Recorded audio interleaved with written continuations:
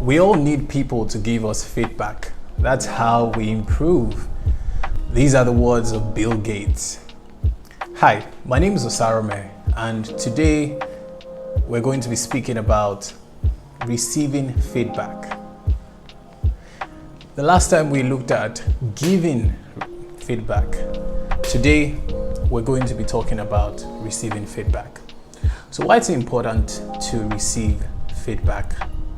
It's important to receive feedback because many times we don't see some of the things we do and understand the impacts they have on the people around us, especially people that we work with.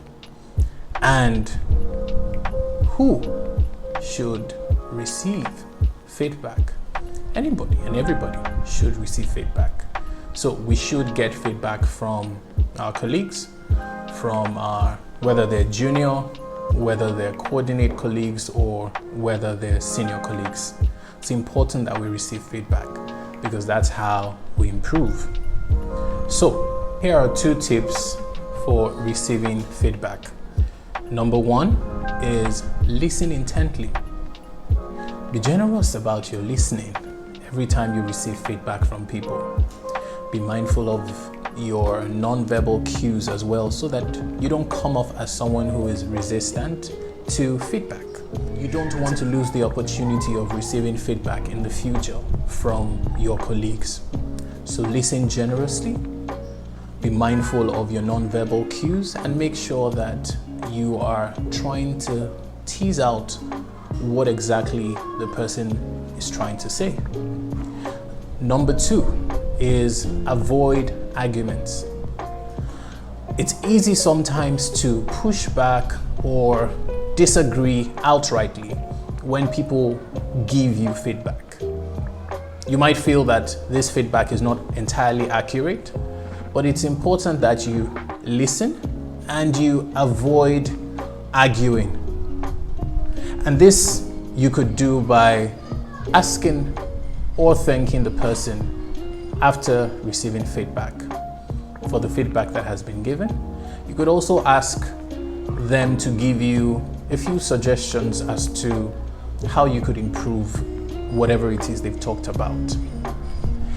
Now, an example would be, Jane, I would like to share some feedback with you about what happened yesterday.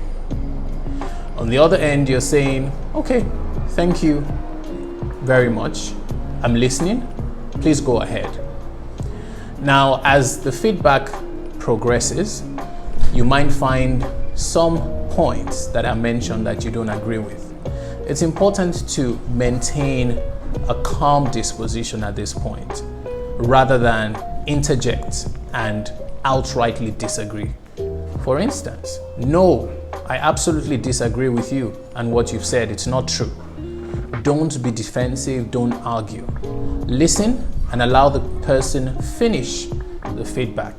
And then you could ask clarifying questions, which is, you had talked about the way I spoke to you. Was it the tone? Was there anything about what I did that I could do differently that passes a different message to you next time? That's an easier way to clarify feedback that you think is not entirely accurate. So these are the 2 things that we believe would be helpful in receiving feedback. Are you practicing feedback in your organization? We'd love to hear from you. We look forward to you sharing some of your experiences, whether they be difficulties or challenges with practicing feedback in your organization. Next week, we're going to be focusing on decision making, because it's also another part of building and managing profitable teams. So we'll be looking at what is decision making and the role that decision making has in building and managing profitable teams.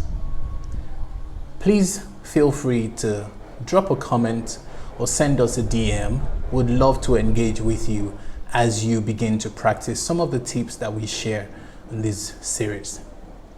Remember, everybody on the team comes to the table with something.